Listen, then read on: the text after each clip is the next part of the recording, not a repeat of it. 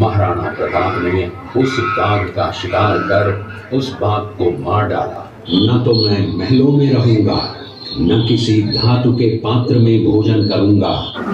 ये दृश्य महाराणा प्रताप और सुविख्यात स्वामी भक्त घोड़े चेतक के अंतिम मिलन का है।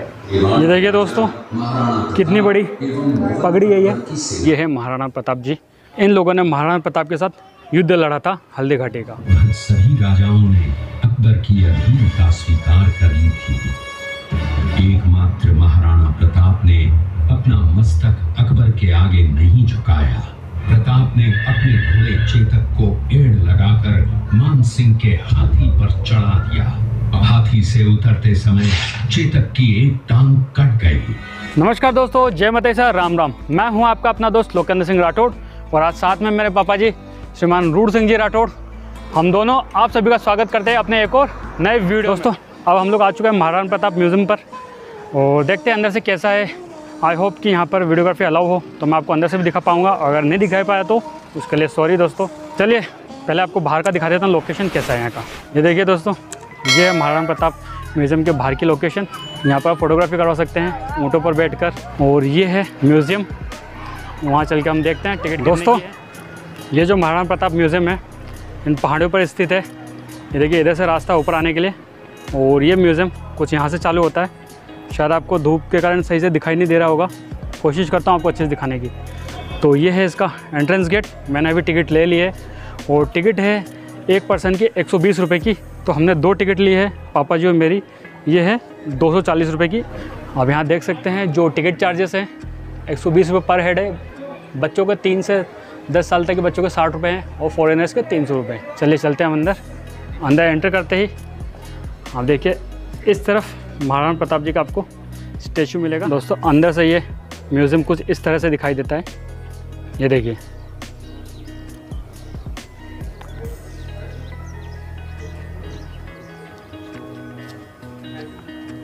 ये आपको एक चारों तरफ का मैं वीडियो बता रहा हूँ।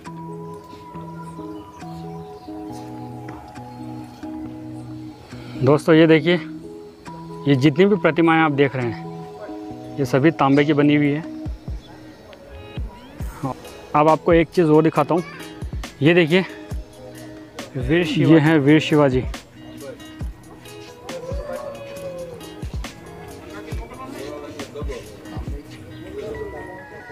दोस्तों ये देखिए चेतक का स्टैचू। ये है महाराणा प्रताप की सेना और ये है महाराणा प्रताप जी और उनका चेतक घोड़ा। ये देखिए, और ये जो हैं महाराणा प्रताप के हम शक्ल हैं जिन्होंने युद्ध में अकबर की सेना को चकमा दिया था। और ये देखिए ये वो दृश्य है जब महाराणा प्रताप ने मुग़ल सेना के सेनापति को भाले से मारा था। और उसी दौरान ये हाथी की सूंड में जो तलवार लगी हुई है, इस तलवार से चेतक घोड़े का एक पाँव कट गया था, घायल हो गया था चेतक। और यहाँ से घायल होने के बाद में चेतक ने महाराणा प्रताप की जान बचाई और वो 21 फीट चौड़े नाले को कूद गया और वहाँ जाकर उसने अपने प्राण त्याग दिए। तो दोस्तों चलते हैं अब हम अंदर आते ही कुछ इस टाइप का नज़ारा है।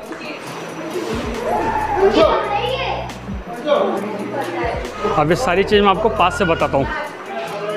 ये देखिए दोस्तों, ये है युद्ध के दौरान जो सेफ्टी कवच होते थे वो हैं ये जो चित्रण किया गया है ये है महाराणा उदय सिंह के स्वर्गवास के पश्चात कनिष्ठ पुत्र जो उनके बड़े पुत्र थे जगमाल को मेवाड़ के ठिकानेदारों द्वारा राजगद्दी से हटाने का उपक्रम करते हुए। ये देखिए महाराणा प्रताप का राज तिलक करते हुए।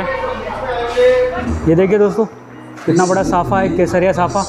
पहले के ज़माने में जब राजा युद्ध करने जाते थे तो केसरिया रंग का साफ़ा पहना करते थे। दोस्तों यहाँ पर थिएटर के अंदर यहाँ की जानकारी बताई जा रही है हल्दी घाटी के बारे में। पाली जिले के अखेराज सोनगरा की पुत्री एवं महाराणा उदय सिंह की महारानी जयवंत कंवर की कोख से विक्रम संवत 1597 में अर्थात 9 मई 1540 को गढ़ हुआ।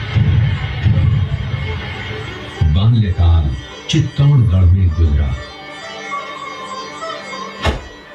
सन 1567 में अकबर ने जब चित्तौड़गढ़ पर आक्रमण किया तो मेवाड़ के प्रमुख सरदारों और सेना नायकों के आग्रह पर महाराणा उदय सिंह ने चित्तौड़गढ़ छोड़ दिया।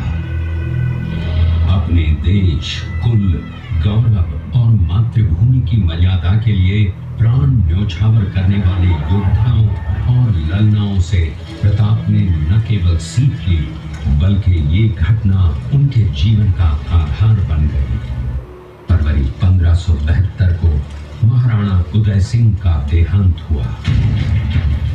प्रताप की ज्येष्ठता और योग्यता को ध्यान में रखते हुए सरदारों ने उनको राजगद्दी पर आसीन किया। होली के दिन उनका गोविंदा में राज तिलक हुआ। उस समय तक लगभग सभी राजाओं ने अकबर की अधीनता स्वीकार कर ली थी। एकमात्र महाराणा प्रताप ने अपना मस्तक अकबर के आगे नहीं झुकाया। प्रताप मुगलों से लोहा लेने की तैयारी में जी जान से जुट गए। 18 जून 1576 की सुबह हल्दी घाटी और खमनोर के मध्य एक मैदान में ऐतिहासिक युद्ध हुआ। महाराणा प्रताप की सेना गोगुंदा से हल्दी घाटी पहुंची, जबकि सेनापति मानसिंह के नेतृत्व में मुगल सेना ने हल्दी घाटी के ठीक नीचे मैदान में अपना मोर्चा जमाया। मुगल सेना के हराबल दस्ते द्वारा घाटी में घुसपैठ करने के प्रयास की प्रतिक्रिया स्वरूप महाराणा प्रताप की सेना मुगलों पर टूट पड़ी।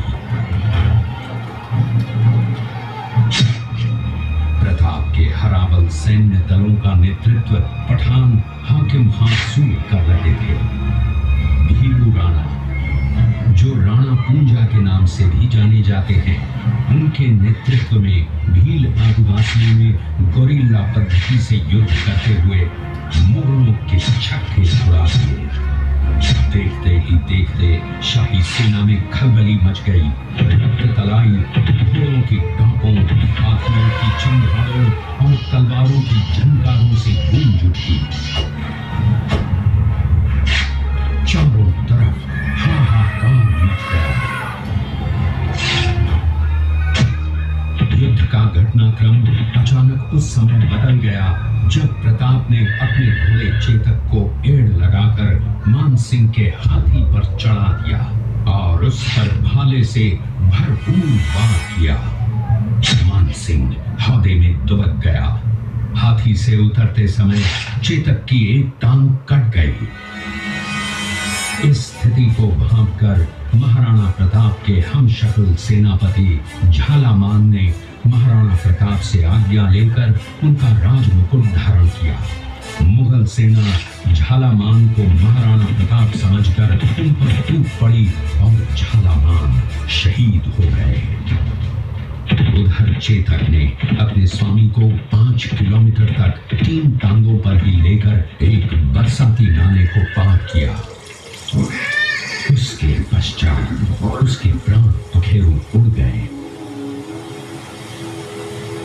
इस युद्ध से महाराणा प्रताप के मन पर गहरा प्रभाव पड़ा।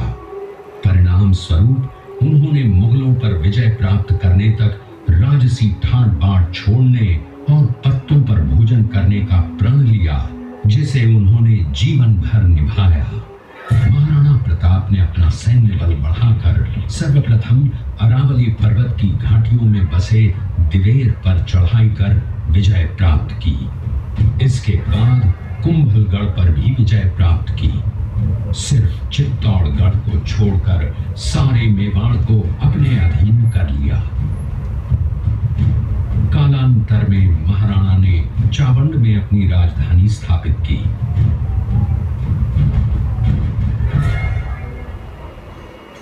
19 जनवरी 1597 को राणा प्रताप ने मात्र 57 वर्ष की आयु में इस संसार से प्रयाण किया।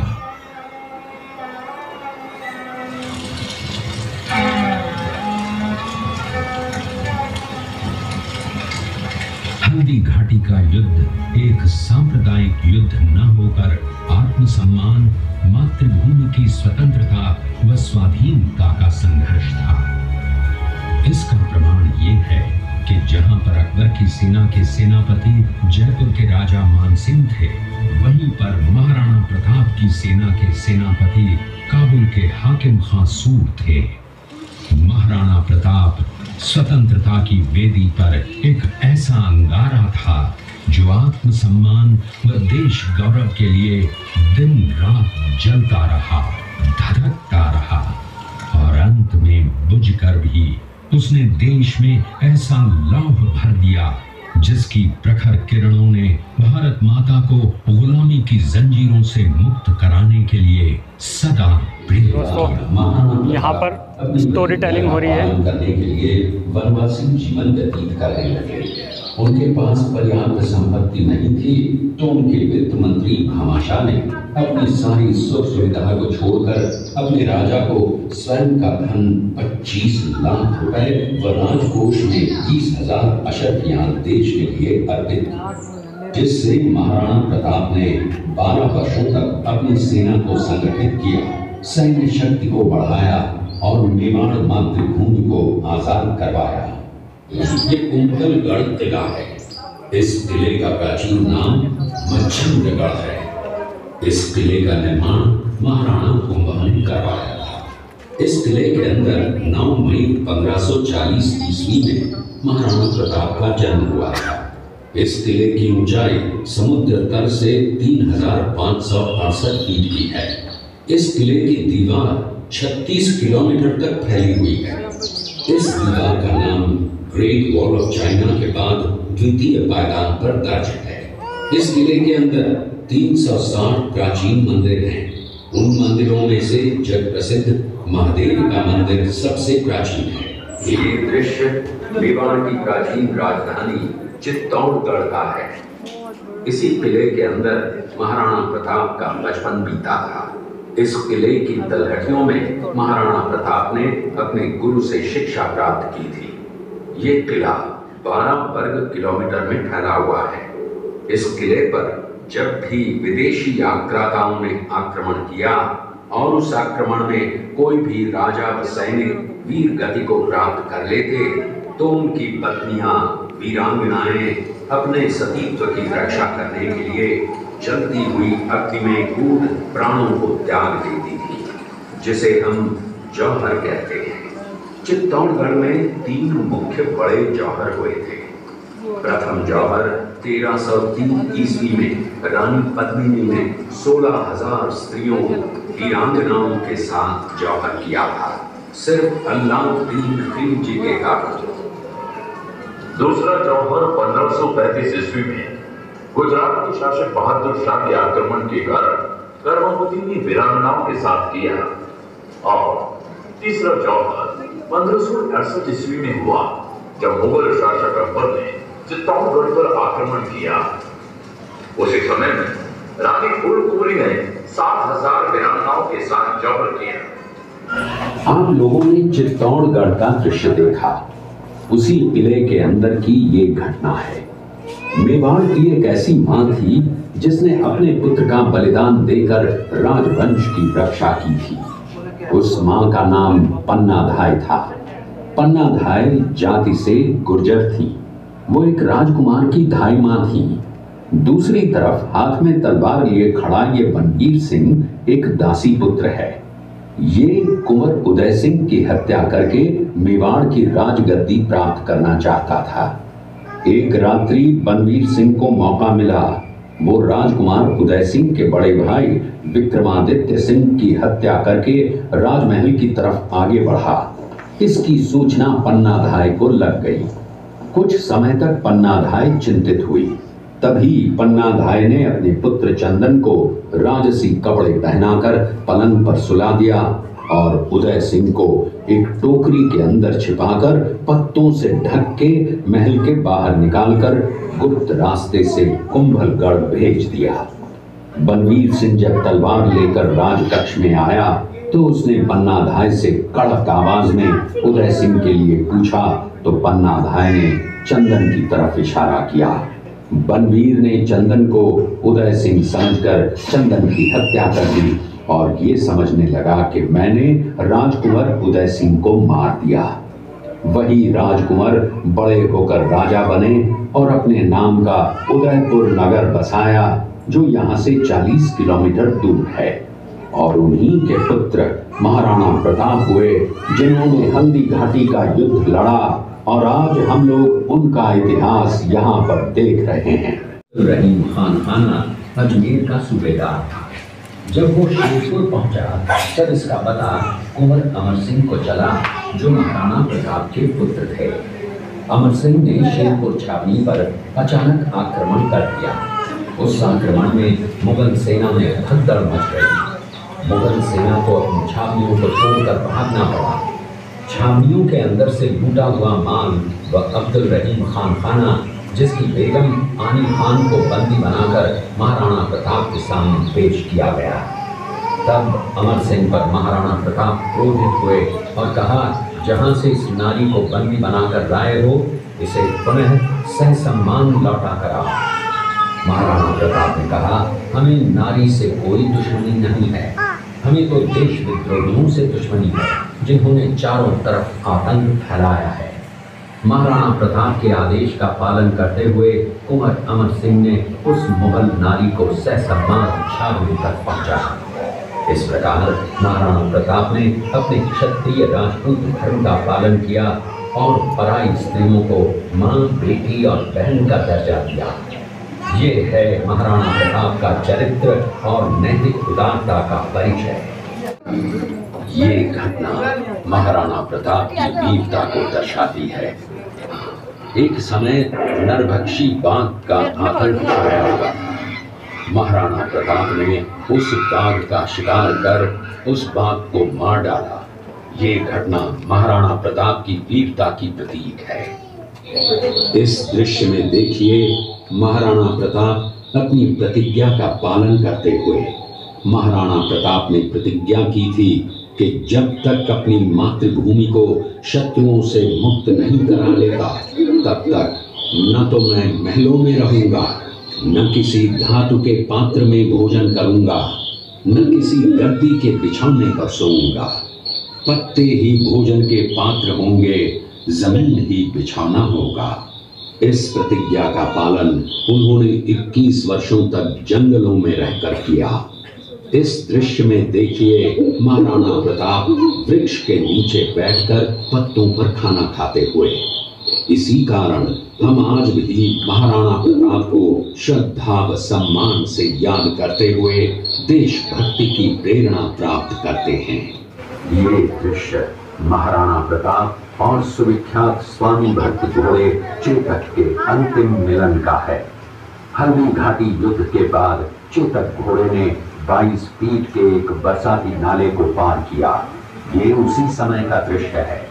पास में खड़े महाराणा प्रताप के छोटे भाई शक्ति सिंह हैं, जो पहले मुगल सेना में थे। बाद में वो महाराणा प्रताप की तरफ आए, माफी मांगी और अपना घोड़ा महाराणा प्रताप को दिया। देखिए दोस्तों, महाराणा प्रताप अपने सैनिकों के साथ गुफा में मीटिंग करते हुए कुछ इस तरह से मीटिंग करते हैं, जो आपको पहले गुफा बताई थी मैंने। यहाँ सभी उन वीर सपूतों की प्रतिमाएं हैं, जिन्होंने इस युद्ध को लड़ा था। ये देखिए, वीर भिलू राणा पूंजा। क्या लगा बाबा जी? बढ़िया, बढ़िया लगा।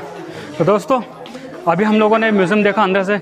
यहाँ पर थिएटर के अंदर की स्टोरी बताई, साथ ही साथ जो उनके मिनीचर्स हैं वो भी स्टोरी के साथ बताए गए, लाइटिंग शो के साथ। यहाँ देख सकते हैं आप, पूरा ग्रामीण एरिया बताया गया है यहाँ पर। ये है कालबेलिया और इस तरफ है गाड़िया लोहार। आप लोगों ने देखा होगा, अधिकतर ये लोहार लोग अपना घर बनाकर नहीं रहते, क्योंकि इन लोगों ने महाराणा प्रताप के साथ युद्ध लड़ा था हल्दी घाटी का। तो इन्होंने भी शपथ ली थी कि जब हमारे राजा महलों में नहीं रह रहे तो हम कैसे महल बनाकर रह सकते हैं। तभी से ये लोग घूम घूम कर अपना जीवन यापन करते हैं। ये देखिए दोस्तों, बैलों की जोड़ी, ये ग्वाला। इस तरफ आप देखेंगे छोटा सा एक तालाब है। ये देखिए, ये मगरमच्छ का एक स्टैचू है।